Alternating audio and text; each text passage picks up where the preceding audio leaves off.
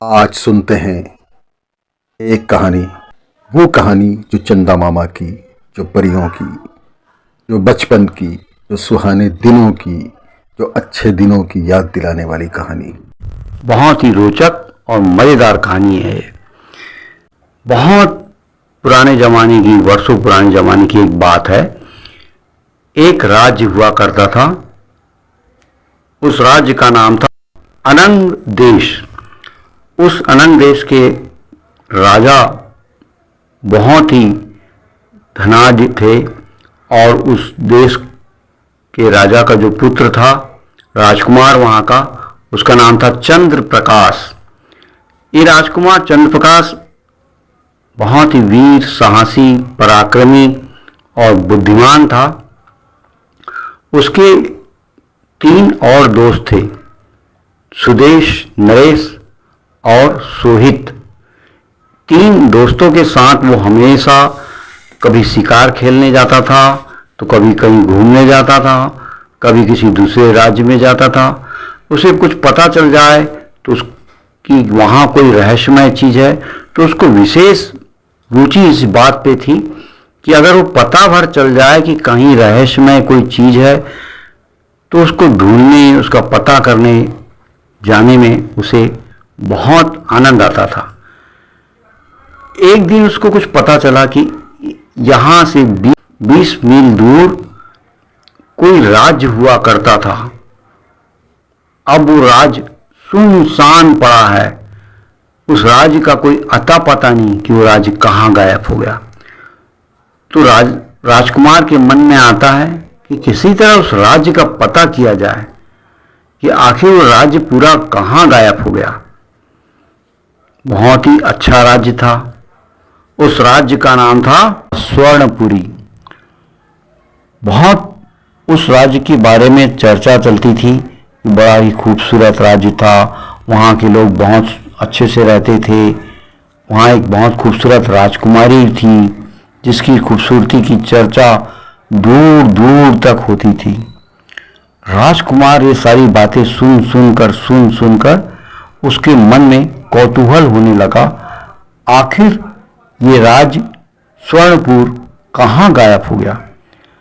एक दिन वो बैठा सोच रहा था, तभी उसके दोस्त आए और उसे कहने लगे, भाई चंद्र प्रकाश, क्या बात है, तुम बड़ी सोच में डूबे हो। तो वो कहा, मैं इस राज्य स्वर्णपुर के बारे में सोच रहा हूं। सुना है कि एक स्वर्णपुर राज्य था यहाँ से 20 मील दूर, वो कहीं गायब हो गया, उसे किसी ने गायब कर दिया। आखिर ऐसे कैसे गायब हो जाएगा। तो दोस्तों ने कहा कि अगर इतना ही कौतूहल मन में हो रहा है तो क्यों ना चलो पता करते हैं, कुछ घूमना फिरना भी हो जाएगा। तो राजकुमार ने कहा, क्यों नहीं, चलो प्रोग्राम बनाते हैं और चलते हैं करके। चलो, अगर तुम तैयार हो तो मैं भी तैयार हूं। अब चारों मित्र आपस में तैयारी करते हैं और अपने अपने घोड़ों को तैयार करके, खाने पीने का सामान लेकर के और अपनी अपनी तलवारें, अपना अपना अस्त्र शस्त्र लेकर के चल पड़ते हैं।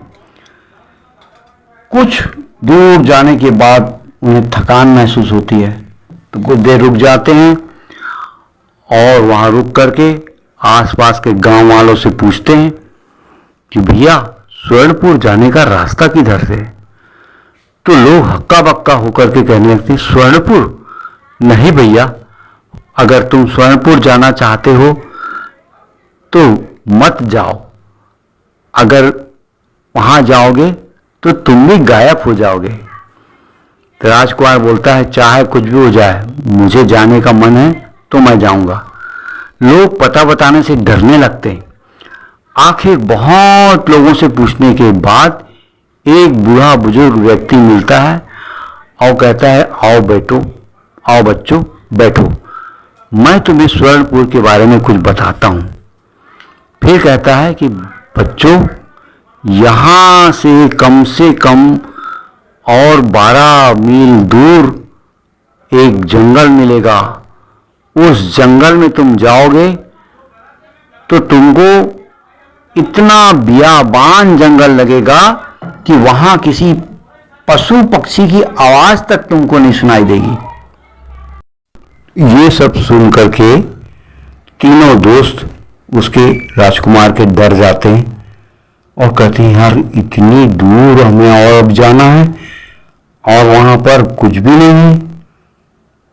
कुछ देर के लिए दोस्तों को घबरा करके कहते हैं कि राजकुमार हो सके तो वापस लौट चलो, इरादा बदल दो। राजकुमार कहता है कि मैं चंद्र प्रकाश अगर एक बार किसी बात का इरादा कर लूं तो पीछे नहीं हटता, तो मैं डर किस बात का है। यहां से हम इस गांव से हम अपने लिए खाने का और कुछ सामान रख लेते हैं, पीने के लिए पानी वानी रख लेते हैं। ये कह करके उन दोस्तों को हौसला बढ़ाता है और कहता है कि चलो हम जाएंगे और किसी भी तरह से उसका पता जरूर करेंगे, उस राज्य का पता करना ही है। ये इरादा करके राजकुमार और राजकुमार के तीनों दोस्त खाने पीने का कुछ सामान और ले लेते हैं और साथ चलते हैं। चलते चलते चलते आखिर वो एक जंगल में पहुंचते हैं। उस जंगल में पहुंचते ही उन्हें ऐसा महसूस होता है कि बड़ा घना जंगल है, कितना बियाबान, जरूर यहाँ कहीं पशु पक्षी कुछ सुनाई देंगे आवाज। लेकिन उस आदमी के बताए अनुसार जैसे ही वहां पहुंचते थे देखते हैं कि कोई पशु या पक्षी किसी की कोई आवाज नहीं। वो चलते जाते हैं चलते जाते हैं, चलते चलते देखते हैं कि कुछ खूबसूरत बगीचे जैसा कुछ दिखाई दे रहा है। वो और आगे बढ़ते हैं तो ऐसा लगता है कि यहाँ पे जरूर कुछ नगर जैसा बसा रहा होगा पहले कभी। देखते देखते देखते कुछ सड़कें दिखाई देती है, सड़कें दिखाई देती है। फिर उसके बाद कुछ ऐसा लगता है कि यहाँ पे कभी बाजार हाट लगता था, कुछ टूटे फूटे मकान दिखाई देते हैं। और आगे बढ़ते हैं तो देखते हैं कि कुछ अच्छे अच्छे भी मकानों के खंडहर दिखाई दे रहे हैं। थोड़ी दूर आगे जाने के बाद उन्हें एक सुंदर सा नगर सा दिखाई देता है, जो कि वहां पर मकान जरूर है लेकिन सब कुछ सूना सूना है, कोई नजर नहीं आता, इंसान वहां पे है ही नहीं। कुछ दूर आगे बढ़ने के बाद देखते हैं बड़ी खूबसूरत सी जगह है और वहां पर एक महल जैसा कुछ दिखाई दे रहा है। वो आगे बढ़ते हैं धीरे धीरे डरते डरते। सिर्फ महल दिखाई दे रहा है, खूबसूरत सा महल, और वो महल पुराना हो चुका है, उस पर काई जम गई है, पेड़ पत्ते पौधे उनकी लताएं फैल गई है। महल की दीवारों पर पीपल के पेड़ उग गए हैं, कुछ और भी वृक्ष उग गए हैं। वो धीरे धीरे आगे बढ़ते हैं तो महल के दरवाजे तक पहुंचने के बाद वो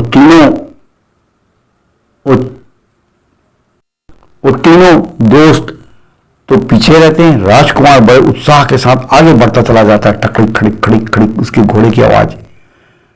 पीछे से तीनों राजकुमार के दोस्त आवाज देते कि राजकुमार अब रुक जाओ, आगे कुछ खतरा हो सकता है। तो राजकुमार कहता है डरने की कोई जरूरत नहीं, अपने घोड़ों को यहीं कहीं बांध दो और आओ मेरे साथ चलो।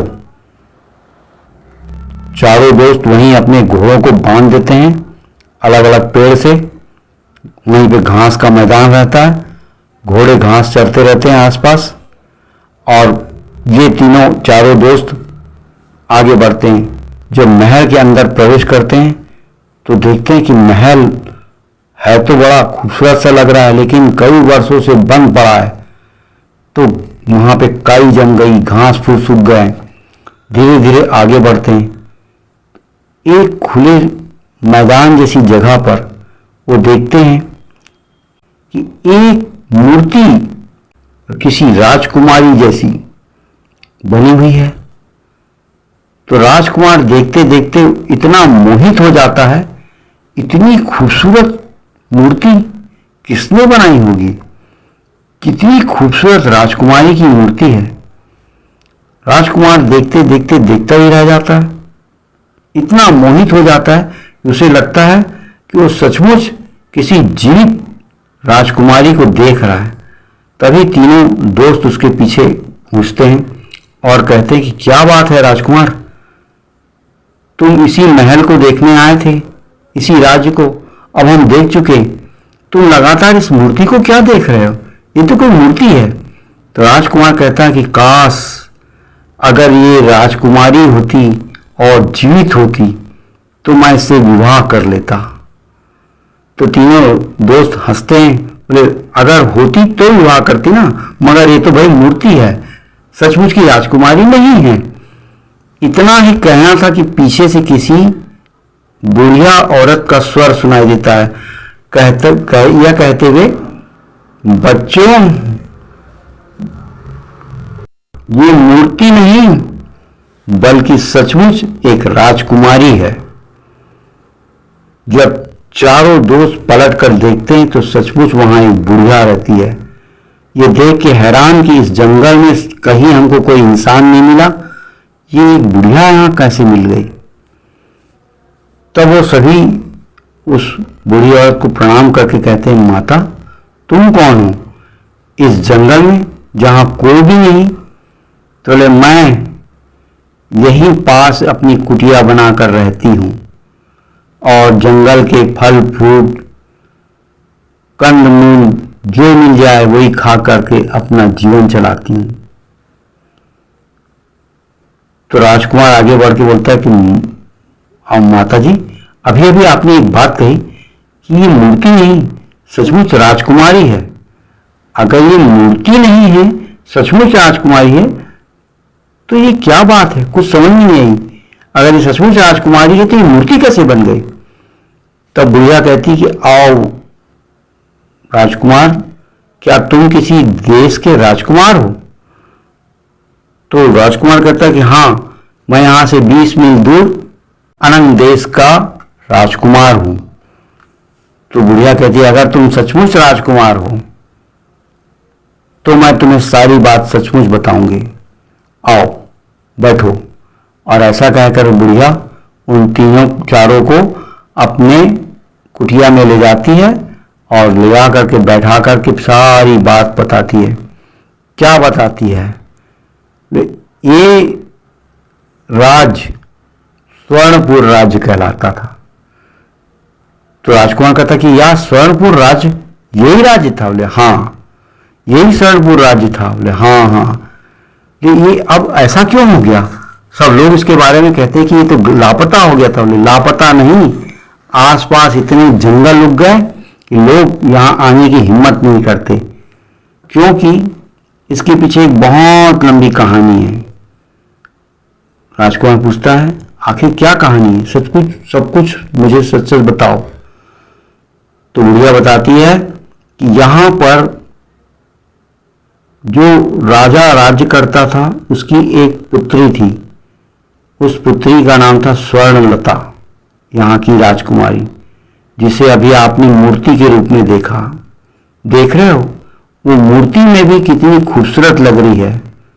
तो सचमुच जब वो जीवित अवस्था में चलती फिरती थी तो वास्तव में वो बहुत खूबसूरत थी। उसकी खूबसूरती के बारे में दूर दूर तक चर्चा हुई। एक जादूगर ने जब सुना कि वो इतनी खूबसूरत है तो उसके मन में इच्छा हुई कि मैं इस राजकुमारी से विवाह करूंगा, और इसी इच्छा को लेकर के वो यहाँ आया था और राजा के सामने प्रस्ताव रखा कि मैं आपकी पुत्री राजकुमारी स्वर्णलता से शादी करना चाहता हूं। मगर राजा ने उसे मना कर दिया और कहा कि मैं किसी जादूगर से अपनी पुत्री का विवाह नहीं करूंगा, और राजकुमारी ने भी उस जादूगर से विवाह करने से इनकार कर दिया। इस बात से वो जादूगर इतना क्रोधित हुआ कि उसने कहा कि राजा, अगर तुम अपनी पुत्री के साथ मेरा विवाह नहीं करोगे तो मैं तुम्हारे पूरे राज्य को नष्ट कर दूंगा, यहां कोई नहीं रहेगा, सब तरफ से जंगल ही जंगल होगा और यहां के लोगों को पत्थर बना दूंगा। राजा ये सोच करके थोड़ा डर गया, लेकिन फिर कहा कि शायद ये जादूगर मेरा कुछ नहीं बिगाड़ सकेगा। उसने साफ मना कर दिया कि चाहे तुम जो करना चाहो कर लो, लेकिन मैं अपनी बेटी का विवाह तुझ जैसे जादूगर के साथ कभी नहीं करूंगा। जादूगर को बड़ा गुस्सा आया।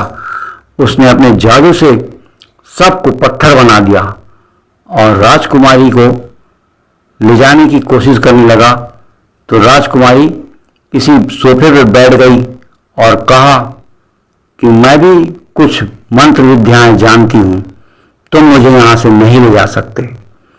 तो जादूगर ने कहा कि मैं तुम्हें अगर नहीं ले जा सकता तो किसी और की भी तुम्हें होने नहीं दूंगा। और ये कहकर उसे वहीं पत्थर की मूर्ति बना दिया और उसे पिंजरे में बंद करके रख दिया। तभी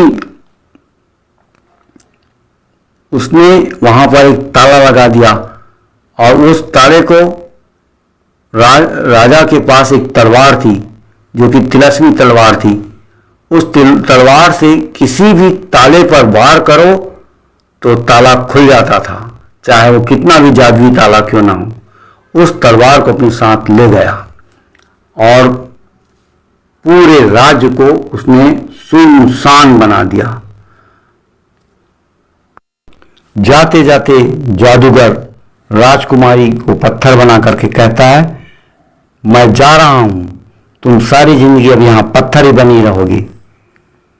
अब देखता हूं कि तुमने अगर मुझसे विवाह नहीं किया तो तुमसे कोई विवाह नहीं करेगा, तुम अब पत्थर बनी रहो। ऐसा कह करके जादूगर वहां से चला जाता है। लेकिन ये बात कोई नहीं जानता था सिवाय उस बुरी औरत के जो राजकुमार को मिली रहती है कि यहां से कई कोस दूर एक तालाब है जिसमें स्वर्ण कमल खिलता है। उस स्वर्ण कमल को जो लाएगा, उस स्वर्ण कमल से अगर राजकुमारी के पैर में छुआएगा तो राजकुमारी भी पुनः जीवित हो जाएगी और आज जितने इस राज्य के लोगों को उस जादूगर ने पत्थर बना दिया है वो वापस जीवित हो जाएंगे। इस रहस्य को सिर्फ वो बुढ़िया जानती थी। इस रहस्य को जानने के कारण ही बुढ़िया कई वर्षों से जीवित थी।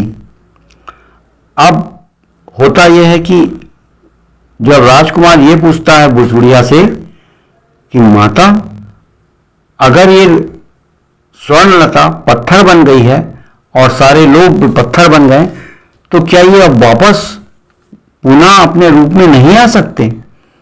तो बुढ़िया कहती है कि इस बात को सिर्फ मैं जानती हूं कि ये वापस कैसे पुनः जीवित हो सकते हैं। तो राजकुमार पूछता है कि आखिर आप कौन हैं? तो बुढ़िया कहती है कि मैं इस राजकुमारी की दादी हूं, इस यहाँ के राजा की मां। बोले मेरे पूर्वज भोलेनाथ बाबा की पूजा किया करते थे।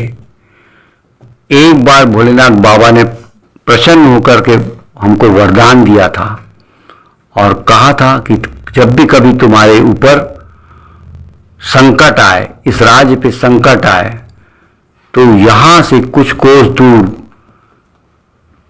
एक स्वर्ण कमल का तालाब है, वहां से जो स्वर्ण कमल लेके आएगा और इस राज्य में लाएगा, ये राज्य पुनः वैसा ही हो जाएगा जैसा पहले था।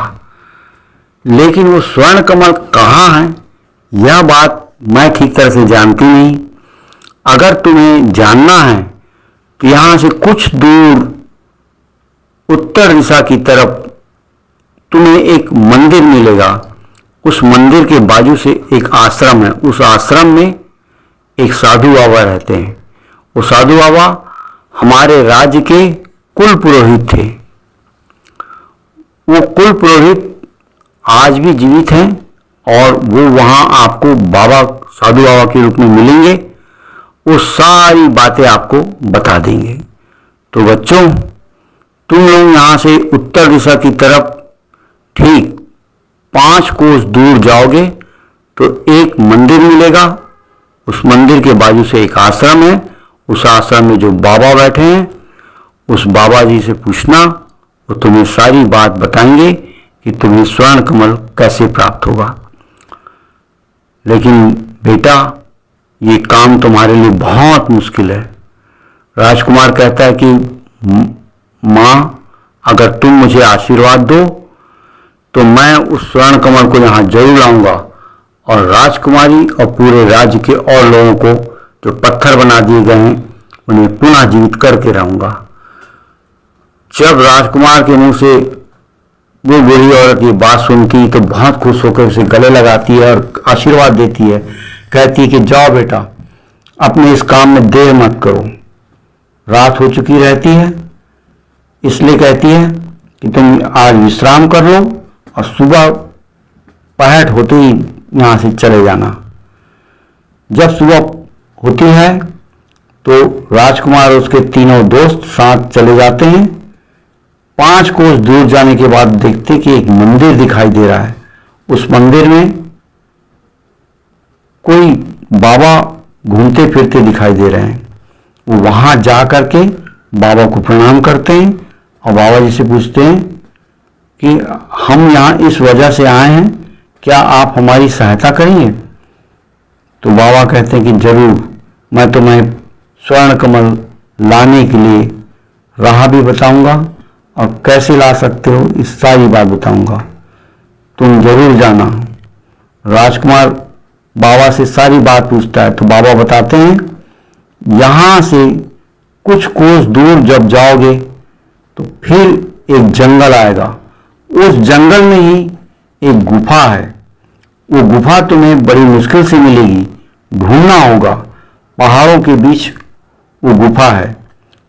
उस पहाड़ की गुफा से पहले तुम्हें कुछ उबड़ खाबड़ रास्ते दिखाई देंगे, सीढ़ियां सीढ़ियां दिखाई देगी। उस सीढ़ियां को पार करके जब तुम गुफा के पास पहुंचोगे तो रहस्यमय वो गुफा, वहां जाने पर तुम्हें कई रहस्यमय घटनाएं तुम्हारे सामने आएगी। डरना नहीं, घबराना नहीं। एक बात याद रखना कि अगर तुम डर जाओगे, घबरा जाओगे तो कोई काम नहीं कर सकोगे। इसलिए डरना मत, घबराना मत, बढ़ते जाना। तुम्हारा साहस ये तुम्हारा साथ देगा। अब राजकुमार पूछता है और वहां से चल पड़ता है। कुछ दूर जाने के बाद एक जंगल में उबड़ खाबड़ रास्ता दिखाई देता है। राजकुमार कहता है कि बाबा ने जैसा बताया था कि उबड़ खाबड़ रास्ता दिखाई देगा, उसी तरफ बढ़ना। चारों दोस्त उस उबड़ खाबड़ रास्ते से आगे बढ़ते हैं। तभी उन्हें एक सीढ़ियां नुमा कुछ चट्टान दिखाई देती है। उस सीढ़ी पर, चट्टान की सीढ़ी के ऊपर जब वो लोग चढ़ते हैं, धीरे धीरे आगे बढ़ते हैं, फिर उन्हें कुछ सीढ़ियां दिखाई देती है जो नीचे की ओर उतर रही है। उस सीढ़ी से उतरने के बाद देखते हैं कि सामने एक पहाड़ है। पहाड़ के बीचों बीच एक गुफा बनी हुई है। वो गुफा की तरफ जब आगे बढ़ते हैं तो फिर देखते हैं कि उस गुफा के अंदर फिर एक सीढ़ी है और अंदर जाकर के वो सीढ़ी फिर दूसरी गुफा की तरफ रुकती है। और जब वो आगे बढ़ते हैं तो उस गुफा के पास पहुंचते ही देखते हैं कि दूर से एक दरवाजा दिखाई देता है। वो दरवाजा बंद है। तो सब लोग देख करके चौंक जाते हैं कि दरवाजा तो बंद है, हम उस दरवाजे पे पहुंचेंगे कैसे? तो बाबा ने पहले बता दिया रहता है कि जब तुम वहां पहुंचोगे उस गुफा का जो दरवाजा है तुम्हारे पहुंचते ही वो दरवाजा अपने आप खुलने लगेगा। ये देख के तुम डरना मत, दरवाजा अपने आप कैसे खुल रहा है। वो सब कुछ वहां पर यांत्रिक रूप से है। कोई जादूगर का कोई तिलस्मी नहीं है। तुम जाओगे तो सारे रहस्य धीरे धीरे खुलते जाएंगे। राजकुमार जैसे ही आगे बढ़ता है तो देखता है कि वो दरवाजा अपने आप खुल रहा है। तीनों दोस्त पीछे रह जाते हैं। राजकुमार आगे बढ़ता है, दरवाजा अपने आप खुल जाता है अब राजकुमार दरवाजे के खुलने के बाद वहीं खड़ा हो जाता है और कहता है, रुको, हमें अब आगे नहीं बढ़ना चाहिए, क्योंकि अगर हम आगे बढ़ेंगे और अंदर घुस जाएंगे और ये दरवाज़ा कहीं अपने आप फिर से बंद हो जाएगा तो हम फंस जाएंगे। इसलिए इस बात को समझ लेना चाहिए कि दरवाज़ा खुला तो खुला कैसे, क्योंकि बाबा ने बताया था यहाँ सब यांत्रिक रूप से काम होता है। यांत्रिक यानी कुछ ना कुछ यंत्र वहाँ पर फिट किया गया है। तो राजकुमार इस बात को समझने के लिए आगे पीछे चारों तरफ देखता है कि आखिर क्या रहस्य है, ये दरवाज़ा अपने आप खुला कैसे। वो कहता है कि एक बार हम सीढ़ियाँ के ऊपर चढ़ते हैं, जब सीढ़ियाँ से हम उतर रहे थे तभी दरवाज़ा खुलना शुरू हुआ था। तो वो फिर से वापस चढ़ करके फिर से उतरता है तो देखता है कि जैसे ही वो आखिरी पायदान पे पैर रखा सीढ़ियाँ के, दरवाज़ा खुल जाता है। तो राजकुमार की समझ में कुछ आता है, वो दोस्तों से कहता है कि सबको अब ऊपर चढ़ जाओ और वापस ये आखिरी पायदान में पैर रखे बिना कूद जाना। तो सभी के सभी आखिरी पायदान में पैर रखे बिना उस पार कूद जाते हैं। तो जब वो उस पार कूदते हैं तो दरवाजा बंद का बंद ही रहता है, नहीं खुलता। तो राजकुमार की समझ में आ जाता है कि आखिरी पायदान में ही कुछ ना कुछ रहस्य है। वो आखिरी पायदान में पैर रखता है तो जैसे ही आखिरी पायदान में पैर रखता है वो दरवाजा अपने आप खुल जाता है। तो राजकुमार अपने दोस्तों से कहता है कि अभी कोई अंदर नहीं जाना, मैं एक बार अंदर जाके देखता हूं कि दरवाजा वापस बंद तो नहीं होता। अगर बंद होता है तो वो खुलता कैसे, पहले इस रहस्य को जान लेते हैं तभी हम आगे बढ़ेंगे। अगर मैं अंदर जाऊं और दरवाजा बंद हो जाए तो दरवाजा को वापस खोलने के लिए तुम लोग इस सीढ़ी के आखिरी पायदान पे पैर रखना तो दरवाजा खुल जाएगा। अब राजकुमार अंदर जाता है और जैसे ही अंदर जाता है तो वो दरवाजा बंद हो जाता है। राजकुमार की समझ में नहीं आता कि दरवाजा बंद कैसे हो गया। तो फिर अंदर से वो खटखटाता है तो दोस्त उसके उस सीढ़िया के आखिरी पायदान पे पैर रखते हैं तो दरवाजा वापस फिर खुल जाता है। अब राजकुमार की समझ में आ जाता है कि ये दरवाजा बंद कैसे होता है, वापस खुलता कैसे। तो तीनों दोस्तों को कहता है आओ अंदर। अब तीनों दोस्त भी अंदर आ जाते हैं, दरवाजा वापस बंद हो जाता है। तो राजकुमार आगे जब बढ़ता है तो फिर एक पायदान आता है, उस पर पैर पड़ते ही वो दरवाजा बंद हो जाता है। अब राजकुमार की समझ में पूरी तरह बात आ गई कि यहां पर ये होता कैसे। अब धीरे धीरे तीनों आगे बढ़ते हैं, चारों दोस्त। अब जब आगे बढ़ते हैं तो फिर देखते हैं कि गुफा बड़ी रहस्यमय लग रही है। ऐसा लगता है जैसे आगे जरूर कोई रहता होगा। कहीं कहीं मसाले जल रही है, कहीं कहीं कुछ ध्वनि सी सुनाई दे रही है, ऐसे की आवाज। आगे बढ़ते हैं तो ऐसा लगता है जैसे कोई मंत्र बुदबुदा रहा है बहुत दूर पे। वो धीरे धीरे आगे बढ़ते जाते हैं। गुफा में कई जगह मसाल जल रही होती है तो उन्हें आगे बढ़ने में तकलीफ नहीं होती। धीरे धीरे आगे बढ़ते बढ़ते गुफा का दरवाजा, आखिरी दरवाजा आता है। देखते हैं कि सामने एक मैदान है। उस मैदान की तरफ आगे बढ़ते हैं तो वहां पर एक कोई मकान सा बना हुआ, भवन बना हुआ है। उस भवन के अंदर ऐसा लग रहा है जैसे कोई रहता है। अब धीरे धीरे आगे बढ़ने के बाद जब वो आगे बढ़ते हैं तो वो देखते हैं कि एक भवन है। उस भवन के दरवाजे में बाहर लिखा है अंदर आना मना है। इसके बावजूद वो आगे बढ़ते हैं और धीरे से दरवाजा खोलते हैं। की आवाज के साथ दरवाजा खुल जाता है और दरवाजा के खुलते ही जब वो अंदर आगे बढ़ते हैं तो एक बहुत बड़ा कक्ष रहता है। वहां पर अब वो आगे बढ़ते हैं तो देखते हैं कि कोई मंत्र सा पढ़ने की आवाज आ रही है। चारों दोस्त छुपकर अंदर जाते हैं और देखते हैं कि अंदर एक बौने कद का आदमी है जो किसी की सेवा कर रहा है, पैर दबा रहा है तो कभी मालिश कर रहा है।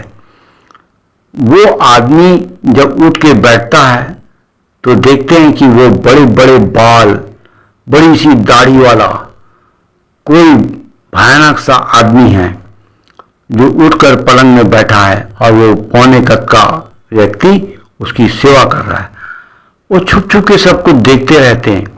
जादूगर को और बौने कद के आदमी को कुछ भी पता नहीं चलता कि यहां कोई छुपा हुआ है। अब चुपचाप देखते रहते हैं कि वहां हो क्या रहा है। तभी वो जादूगर धीरे से उठता है और अपने पलंग के नीचे, बिस्तर से के नीचे से कोई तलवार निकालता है और तलवार निकालते ही उसको प्रणाम करता है और कुछ देर बाद उस तलवार से रोशनी निकलती है और उस रोशनी के कारण सब तरफ उजाला फैल जाता है। वो चारों दोस्त चुपके से पत्थर के नीचे छुप जाते हैं और छुप के देखते रहते हैं कि वो हो क्या रहा है। तभी बौना कहता है, जादूगर जादूगर जी, इस तलवार को छिपा दो। आप इस तलवार को निकालकर क्या कर रहे हो? अगर किसी को पता चल गया कि आपकी तिलस्मी तलवार इस बिस्तर के नीचे छिपी रहती है तो कोई ले जाएगा। यह सुनते ही राजकुमार खुश हो जाता है कि तिलस्मी तलवार का पता चल गया। वो तिलस्मी तलवार जादूगर अपने बिस्तर के नीचे छिपाकर उसके ऊपर सोता है। मगर अब इस तिलस्मी तलवार को हासिल कैसे किया जाए, ये सोच करके राजकुमार चिंता में पड़ जाता है। फिर अपने दोस्तों को पास बुलाता है, कहता है, ये तो पता चल गया कि तिलस्मी तलवार रहती कहाँ है, मगर उसको हासिल कैसे करना है, इसके लिए कुछ उपाय करना पड़ेगा। तो उसका दोस्त कहता है, जादूगर तो तिलस्मी तलवार को बिस्तर के नीचे छिपा के सोता है और उसके ऊपर सो जाता है। हाँ, बोले बात तो यही है ना कि अगर जादूगर उसके ऊपर सोया रहेगा तो हम उसको हटा कैसे सकते हैं। तो दूसरा दोस्त बोलता है कि देखो, वो भौना कुछ खाने की चीज ला रहा है, वही उसकी सेवा करता है, खाने पीने की चीजें वही लाता है, बनाता है और खिलाता है। तो तीसरा दोस्त बोलता है कि क्यों ना अपन एक काम करें, हमारे पास एक दवा है जो बेहोशी की दवा है, जो हम हमेशा अपने पास रखते हैं, साथ चलते हुए साथ रखे थे। ये देखना पड़ेगा कि ये भौना खाना बनाता कहाँ है। जहां ये खाना बनाता है वहां जब ये खाना बना रहा होगा तो चुपके से जाके खाने पीने की चीज में बेहोशी की दवा मिला देंगे और मिला करके दवा हम चुपचाप बाहर आ जाएंगे।